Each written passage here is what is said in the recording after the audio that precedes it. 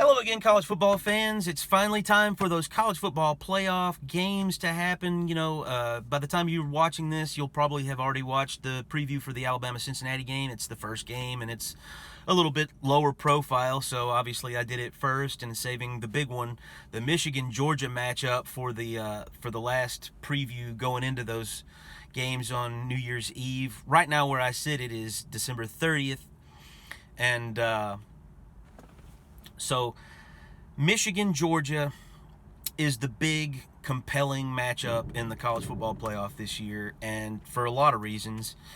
But for me personally, Georgia has become a case study for my thesis about the current state of college football, which is, defenses don't win championships anymore, and if you're going to win at the highest level, you have to have a dynamic, explosive passing attack on your offense, because the nature of college football right now, the way the rules are set and the way that the focus is for kids, these offensive players are so good at what they do now, the quarterbacks and the receivers, and you just hardly ever see an elite receiver drop a pass anymore, and the quarterbacks are just dead on the money with their throws.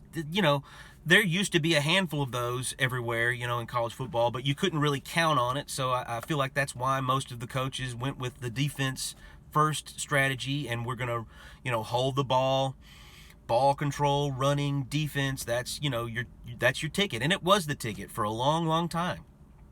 But about 5 to 10 years ago, you could see the paradigm shift in college football, and I think it's completely shifted now, and I don't really understand why anyone would still try to build their team, if they're trying to win championships at the highest of levels, the way Georgia is.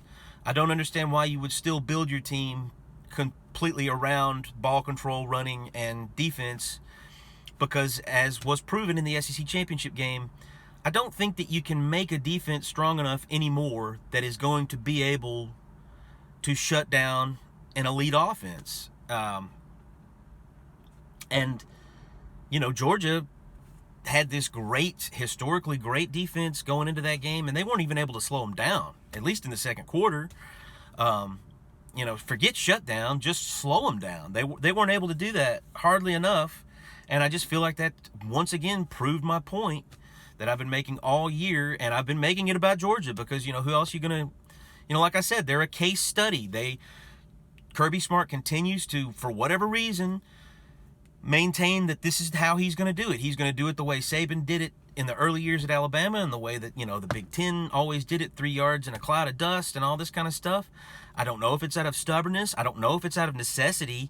But, you would think after all these years of top 5 recruiting classes over there at Georgia that he would have as big a cupboard of skill guys as Alabama does, and he has access to the transfer portal just the way everyone else does. And so the fact that he does not have elite enough perimeter guys and wide receivers and enough speed to do that with his offense, I really don't understand why.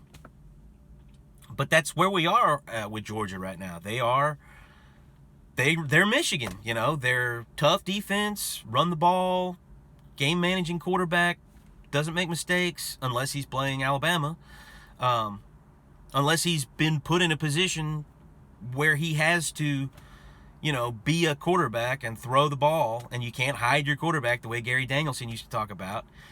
But, this is where we are. And I feel like the advice that I've been giving Kirby all year, which is to get JT ready as quickly as possible and make sure that he's your guy going into the postseason, because that's, your best shot to, if you do get down, you will have a guy that's got the 5-star credentials that maybe will be able to pull you out the way Bryce Young has had to do for Alabama so many times this year.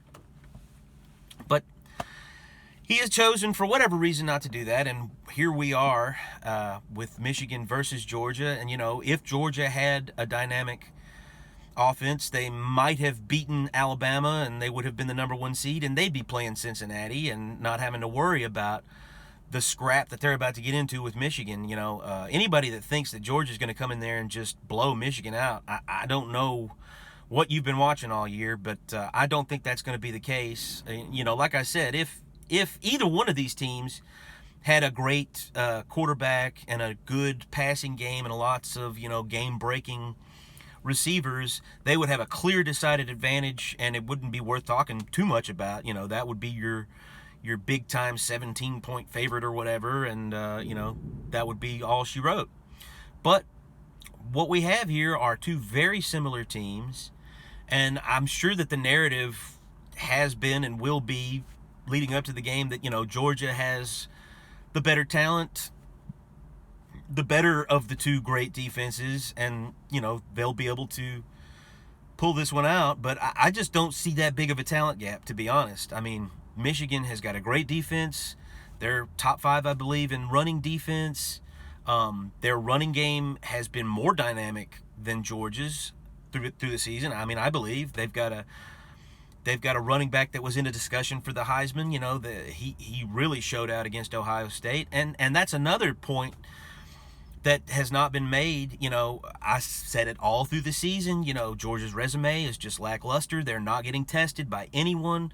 The only team that tested them was the first game of the year, Clemson, and they were not able to score an offensive touchdown even with JT Daniels against Clemson. And, they've played, this will be the third elite defense that they will have played all season. The first two were Clemson and Alabama, and their offense combined for 27 points against those two elite defenses. That's 13.5 points average, guys. I mean, just think about that. And now this is the third elite defense that Georgia will be up against.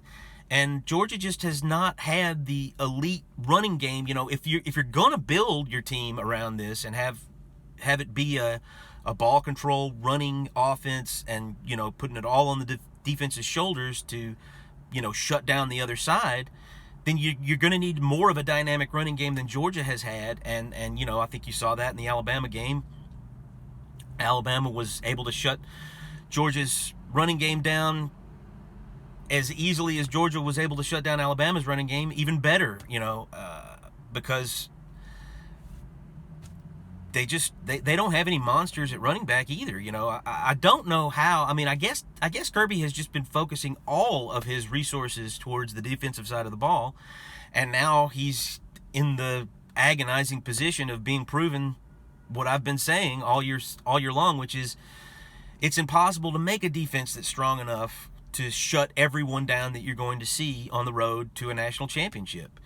And so now he's gonna be in a dogfight, pun intended, with Harbaugh and Michigan, and Michigan's resume. The victory over Ohio State is more impressive than anything Georgia's done this year. The victory over Iowa, because of the big blowout nature of it, was more impressive than anything Georgia has done this year. So I feel like Michigan has got more of a track record where we can shut down good teams that are in conference championship games in Iowa, and we can beat elite teams. And I still think that Ohio State was an elite team, and I think that was a very impressive victory for Michigan and Jim Harbaugh. And I feel like it was, Harbaugh kind of showed his pedigree in that game, and obviously the Big Ten championship game against Iowa. And I feel like that might shine through in this game as well.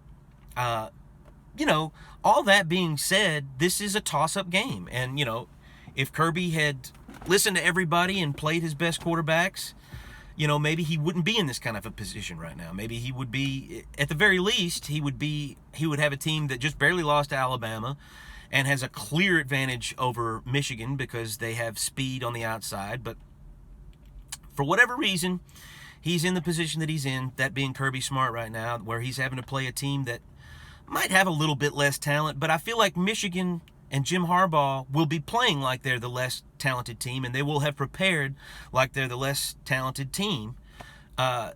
Kirby has shown me nothing but stubbornness his entire career at Georgia, and I feel like he feels like he'll be able to go in and play just a straight-up game. He won't have any tricks up his sleeve, and he thinks that he'll be able to go in there and just steamroll over Michigan and win this ball game, just out of talent, better talent and better toughness.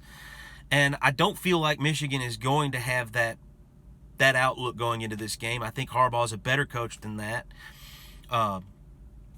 I feel like if either coach has a trick up their sleeve, it will be Harbaugh. And I feel like Harbaugh will probably try to break tendencies on offense more than Georgia will, with Monken and Smart on the other side. And because of that, I feel like Michigan's got the advantage going into this game.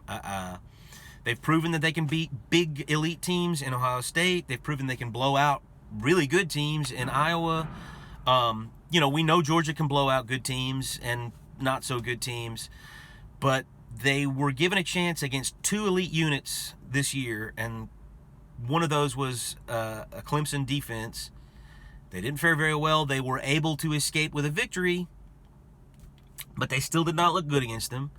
And then the second elite unit that they faced was Alabama's offense, and they got thrown around like rag dolls. So now they've got to face another elite unit, which is Michigan's defense. So I just don't feel like Georgia's going to be able to score more than 20 points. And, Michigan will have trouble scoring as well. This is going to be a smash mouth, old school game. Both offenses are going to have trouble moving the ball. But I do believe that in the end, Harbaugh and Michigan will figure out a way to come away with a victory in this one. And I like Michigan 24, Georgia 20. Thanks for watching, and we're real excited to see how these playoff games play out. Thank you.